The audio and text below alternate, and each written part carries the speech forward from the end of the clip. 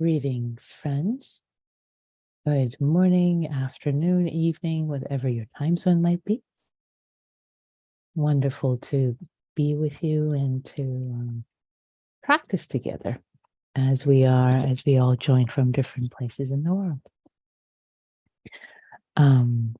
So this week we are exploring the 5 aggregates, the 5 khandhas, which is one of the important teachings of the Buddha and a way for us to consider the constituents of our experience of reality to be experienced within the gestalt of these 5 aggregates, these 5 heaps.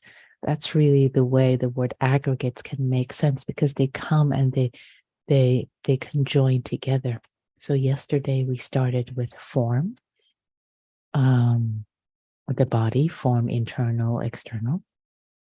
And today we'll touch into form a bit and then continue with the second one being Vedana, or feeling tone. So let us meditate together, and I'll share reflections afterwards. So let us arrive in this body, in this moment in time.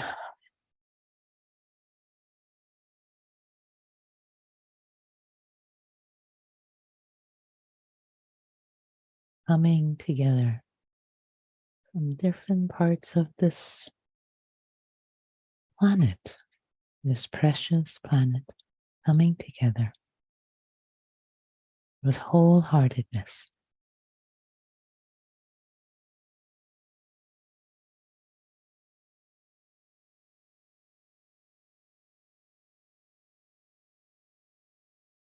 Feeling this body, this sitting, breathing human body, connected to the earth,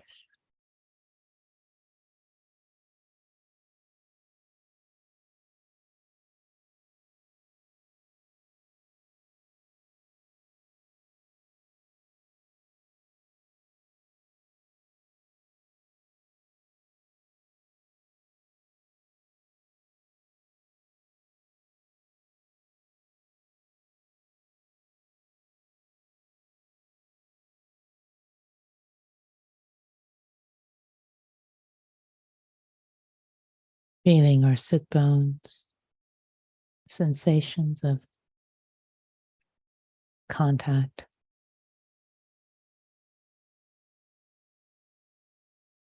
and becoming curious about sensations of hardness, heaviness, pressure,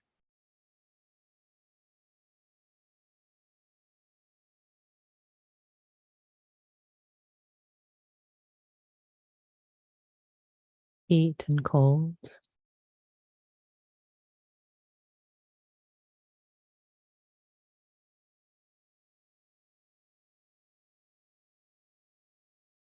It's often hard to tell where our sit bones or bottom begins and the chair ends, vice versa, the cushion begins. However, we can have these sensations spread, these vibrations,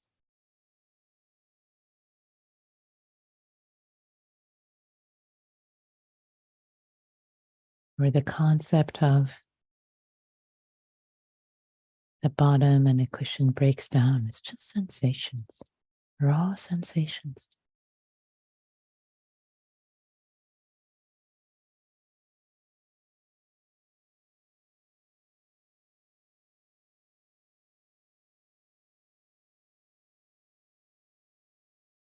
So many sensations in our feet and our legs,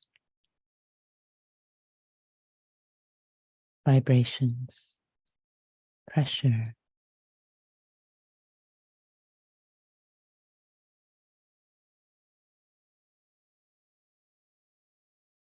Do you notice heat?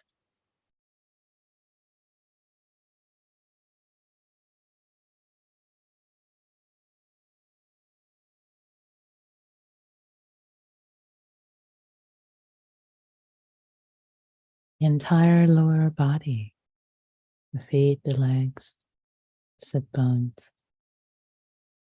awash in sensations.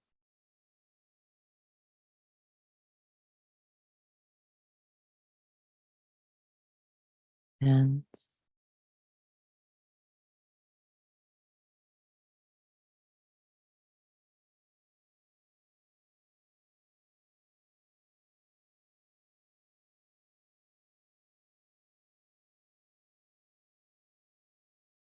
including the upper body, the face, chest, neck, shoulders.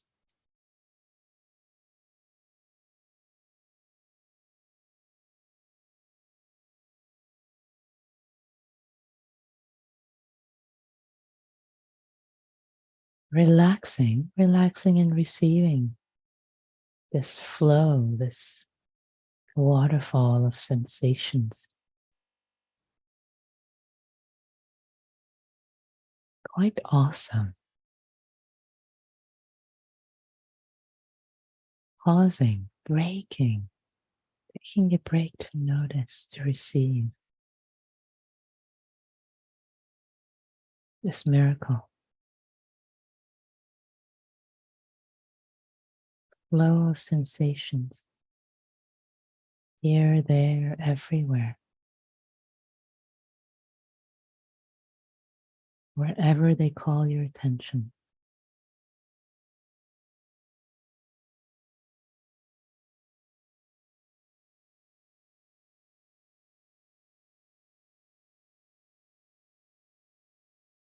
Resting, enjoying sea of sensations.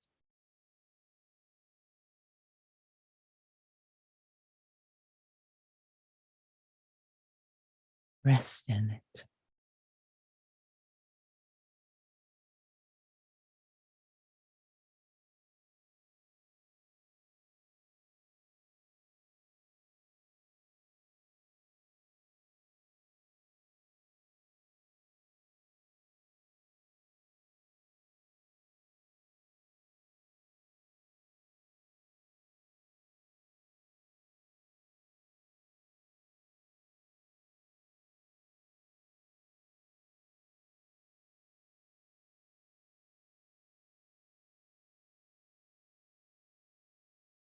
And the sensations of this thing called the breath or breathing included.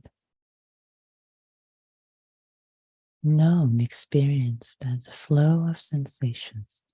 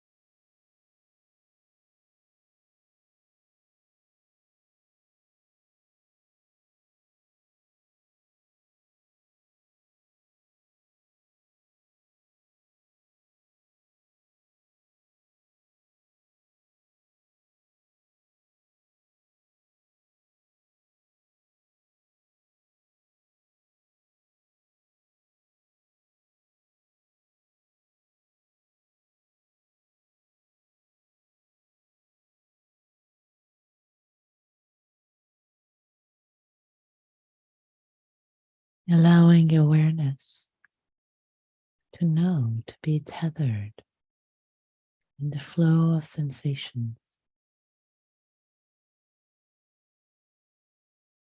both to better see, perceive, understand, and also for the stream of thoughts to settle a bit. So the heart, the mind can become more stable in our learning, in our observation. Let the flow of sensations throughout the body, knowing this, have primacy. Relax and receive.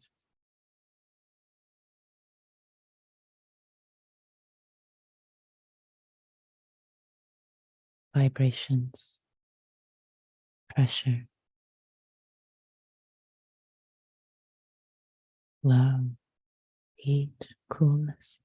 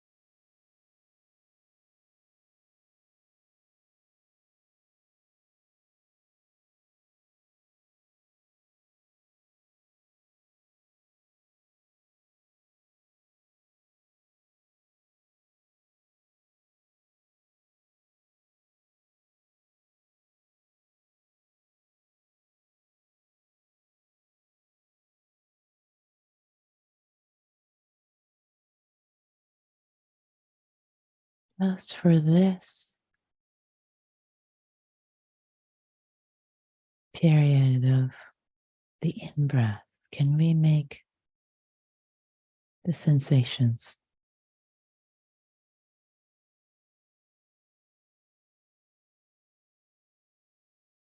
of the body primary? Really receiving this, giving it our complete attention just during this in-breath.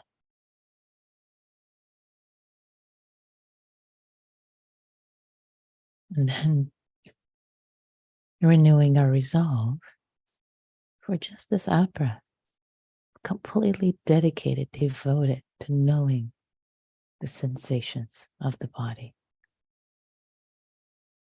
throughout during this out-breath. Just this. And then renewing our intention, our dedication again. One in-breath, out-breath at a time. Heroic dedication, but just for a tiny bit of time. And then renewing, and then renewing.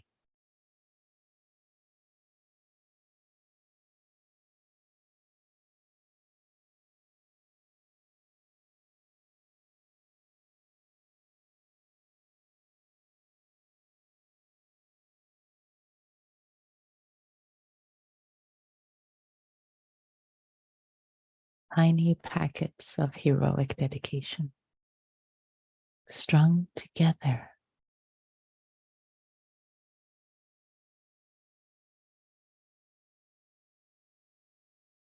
Just this in breath, just this out breath.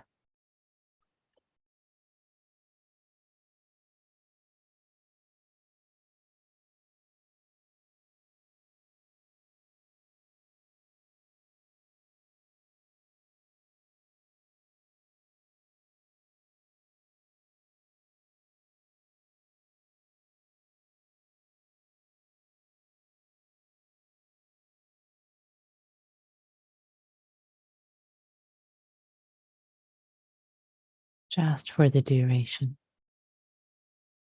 of this in breath. That's all.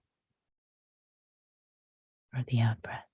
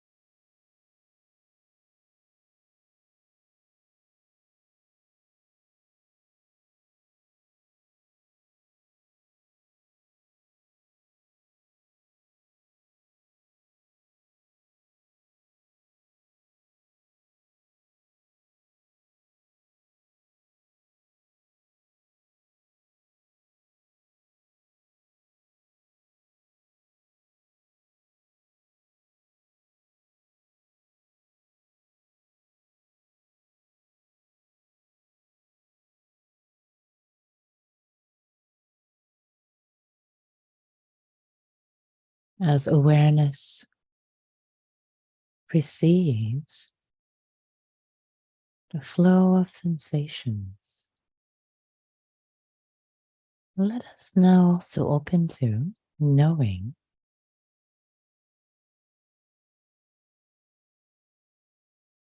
whether a sensation that is known as pleasant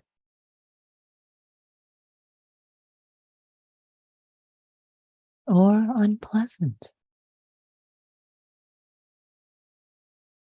And if it's neither, then it's neither pleasant nor unpleasant, the third category. Become aware, become sensitive to how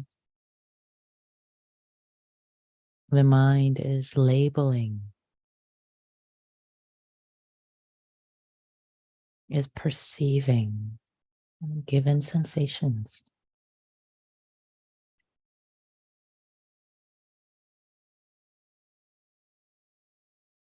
And don't let it be so effortful, trying to categorize every sensation. Let it be relaxed.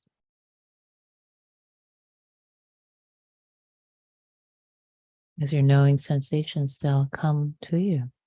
You'll all of a sudden you see, oh yeah, that's pleasant. That's unpleasant. It's neither.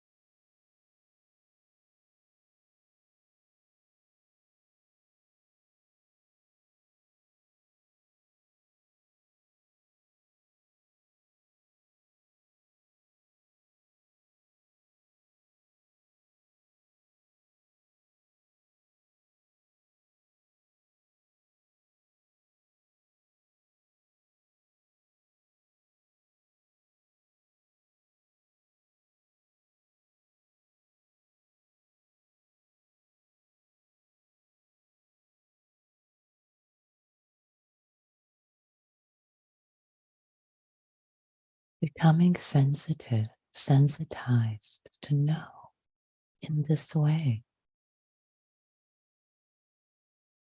to know your experience, your human experience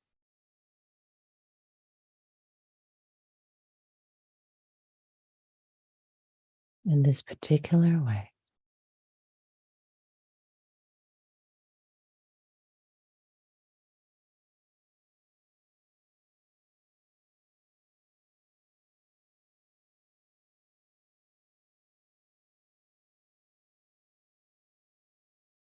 Pleasant, unpleasant, and neither.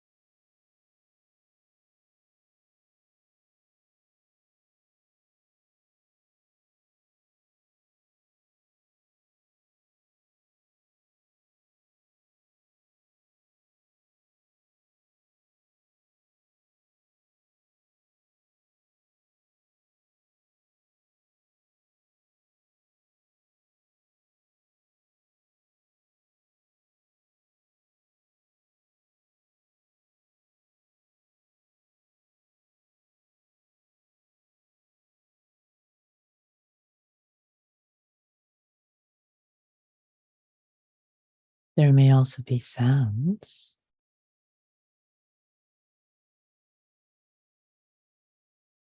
that are known, and whether they're pleasant, unpleasant, or neither,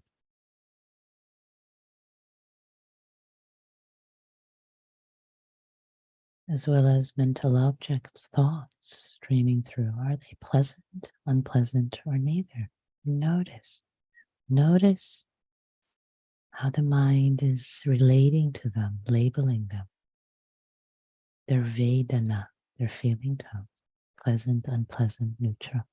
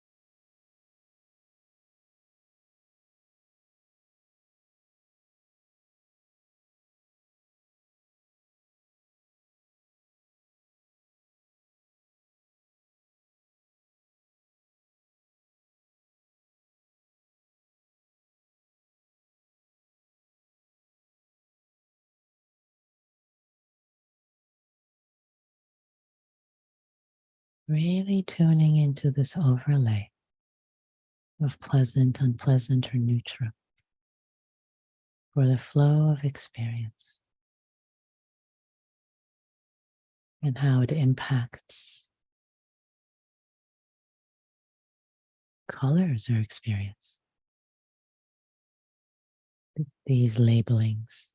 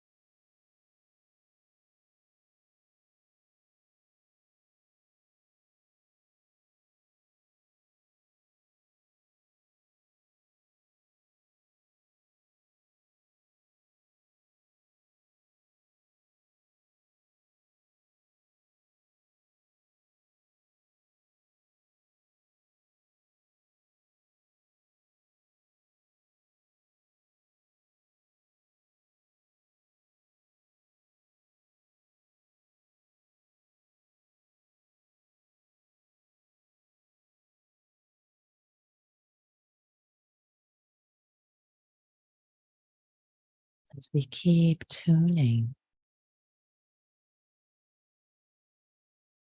as we keep tuning into knowing, feeling tone, Vedana, pleasant, unpleasant, or neither. You start to notice it everywhere, starts to pop up. Deconstructing the nature of our experience.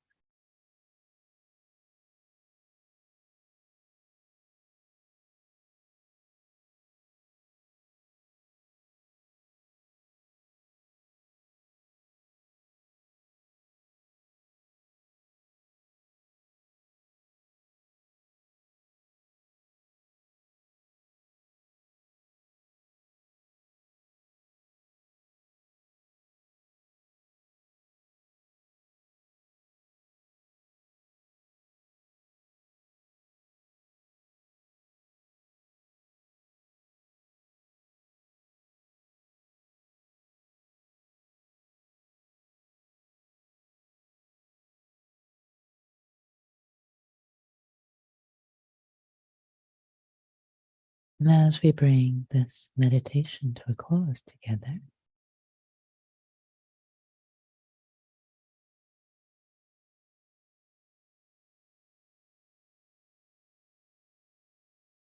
bowing and releasing whatever it was or wasn't, without judgment, and only with appreciation that we have brought ourselves, with wholeheartedness, to plant seeds, and trusting that they will come to fruition in their own time, not our time. May our practice together be of benefit to all beings everywhere, including myself. May all beings be happy and free.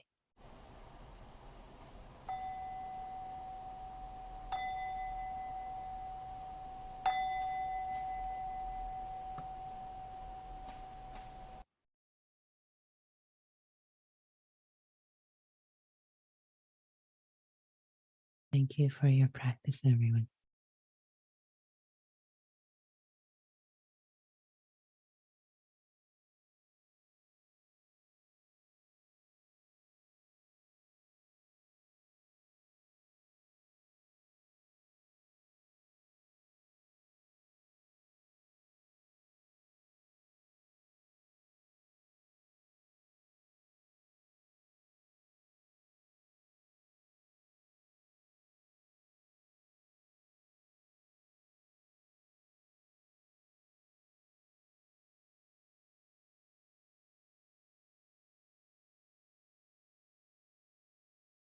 Greetings, all. Lovely to be with you in this moment in time. Always makes my heart just so happy. But technology allows us to come together from so many different places, and yet we come together. It's so sweet. So sweet. So, this week, as we are exploring the 5 aggregates, the 5 khandhas, these 5 constituents of our experience, the gestalt of which really creates our reality. What we consider our human experience, our human reality, is made up of these 5, nothing else, which is quite profound, what the Buddha has included in the 5. And it's not just what the Buddha has included, but really, as a human being yourself, it's not so much a teaching to like something to take on faith by any stretch at all. It's not to take these 5 khandhas as faith, but just to experience for yourself. Yeah, these are the 5 constituents of my experience. It's pretty wild when you really pay attention. It's just this. It's just this. So we started yesterday with introduction, and we had some time also to talk about form, rupa, and there was a piece left over that I wanted to cover today before talking more about Vedana. So with the discussions, with the teachings on rupa, on form, often it is relayed through the 4 elements, and I talked about 4 elements inside, 4 elements outside. As these elements, I talked about that so there's one way that this teaching is relayed in terms of elements inside, elements outside, and I talked about that, and that we are stardust, remember? And there's a second way that this teaching can be related to these 4 elements, and that is in a phenomenological way, which is through the first person experience, not in terms of what's inside, what's outside, this physical science conception of the world, what's inside, what's outside, but through the phenomenological lens of our experience, which is our first person experience of being human, because that's really all we know. We can assert what's in the world, but it's really through our lens. It's through our conception and perception. So another way to relate to form is, for example, for the body, is through our sensations, is through the flow of our sensations that we sense our experience of the world. And of course, if we were another animal, another being, our sensation of the world, our perception of the world would be very, very different. And there's this wonderful book that came out last year, I believe. It's by Ed Young, and it's called An Immense World. Maybe one of you who's familiar can put it in chat. And this book beautifully talks about different animals having different umvelts, given their perception, given their sensory system, their sensory apparatus. They have a very different perception of the word umwelt, of the world. So given that we're human, our phenomenological experience of the world is a particular way. So for us, for example, in our bodies, there are mechanoreceptors, receptors that detect stimuli such as touch and pressure and vibration. That's our experience. There's really no experience of hand or leg or breath. It's really these mechanoreceptors, as well as the nociceptors that are receptors specializing in detecting pain and noxious stimuli, such as in both throughout the body, including the skin, muscles, and organs, as well as thermoreceptors, of course, the cold receptors and warm receptors that we have throughout our bodies, and proprioceptors that inform us what the position of our body and body parts are, and baroreceptors detect changes in blood pressure, etc. So there are many receptors that we have. So the phenomenological experience of this world, this really the four elements practice is also taught through what's called the 12 characteristics method. And the 12 characteristics method is just sensing these raw sensations, pushing, heat, cold, heaviness, lightness. These are the characteristics that I'm naming. There are 12 characteristics. They're in the Visuddhimagga, the Path of Purification teaching, a 1,000-page book, I think somewhere behind me. It's that middle one, the thickest one. So it's another way to experience or practice the four elements practice through this phenomenological way of knowing the world. So I wanted to bring that in, because sometimes the four elements practice is only taught as inside, outside, and the elements, but actually these 12 characteristics through the phenomenology of our experience is a very important way. It's also taught through these 12 characteristics and just the raw sensations that we have. So and we can tune into the constituent of our experience. Again, the concept of body and leg and arm, all of that drops away when we just experience it through these sensations. When the mind gets very concentrated, in fact, it starts to feel like just points in space. There's no location. It's just sensations in space. Now, this other important constituent of our experience, which is Vedana, feeling tone, which I invited you to turn towards today, is a fundamentally important aspect of our experience, and we often miss it. It's so important that we often miss it, and we actually miss it in this way. Miss it in that something is pleasant or unpleasant, and then we just we take it to be that, and then the mind develops a preference for it. Like it, don't like it, hate it, make it go away, and then narratives start. We get into these loops of thinking and thought. Whereas a very, very powerful tool is to simply notice that a stimuli, the mind is labeling it as pleasant, unpleasant, or neither. And this third category, by the way, some people try to keep looking for the neutral. Oh, is this neutral? Is not neutral? Well, if it's neither pleasant nor unpleasant, then it's just neither. Is that neither category? So I've had some practitioners get a little wound up by this third category. It's simpler than you think. But when you tune into seeing the how the mind is labeling stimulus as either pleasant or unpleasant, it can lead to not getting wound up by it, not getting tripped by it. So, and also there are many aspects to this practice, to the value to it. One is sometimes, for example, we hear, say, a loud noise, right? And the mind labels that noise, that sound, let's say that sound, as unpleasant. Okay, so these are happening very, very quickly in succession, every mind moment. Sound arises, there's contact with the sound, the awareness makes contact with the sound.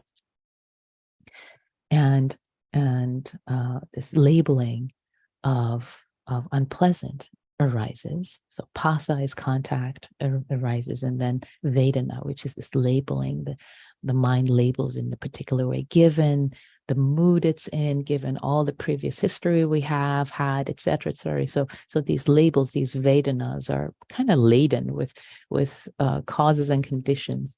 So the mind labels in a particular way, and then if we don't usually notice that so much, but then what happens after that labeling is like, oh, I don't like it. Then pushing starts. I don't like this. Then we cling, we push it away, cling to not liking it, and make it go away, etc., etc., etc. So an amazing practice is, especially if you notice that you are in a doom loop, in a loop, just notice the Vedana of what it's just unpleasant. It's just unpleasant. Maybe even, oh, sweetheart, it's just unpleasant. Can I be with the unpleasant? It's just unpleasant Vedana. It's just unpleasant Vedana. And this practice is so powerful to completely unhook the selfing, the me mind, the mind getting all tied up, like it's awful, I don't like it, I hate it, make it go away. It's just unpleasant feeling tone, dear. Try this practice for yourself. It's really powerful. It can happen with anything. Any stimulus, sound, sensations, pain in the body. It's just unpleasant, dear. It's just unpleasant feeling tone. Even bring the word Vedana in because it brings more specificity. It's just unpleasant Vedana. It's just unpleasant Vedana. That's all. Unpleasant Vedana. It's so powerful. It's really the way that not self-teaching impersonality can come in a very subtle way, not in this heady way of it's impersonal, but it's like, it's just unpleasant. That's all it is. It's just unpleasant. So this is one practical way that you can practice with Vedana. Similarly, if it's pleasant, if you find yourself really wanting something more and more and more, notice, sweetheart, it's just pleasant Vedana. I'm just lusting after pleasant Vedana. Maybe if you're daydreaming and you're lost in thought and castles in the air, oh, sweetheart, it's just pleasant. It's just pleasant Vedana. And also notice, this is the last thing I say as an invitation for you to practice with Vedana today. That Vedana, Vedana, feeling tone, pleasant, unpleasant, and neither, is malleable. It's not inherent to the stimulus. It's not inherent to the stimulus.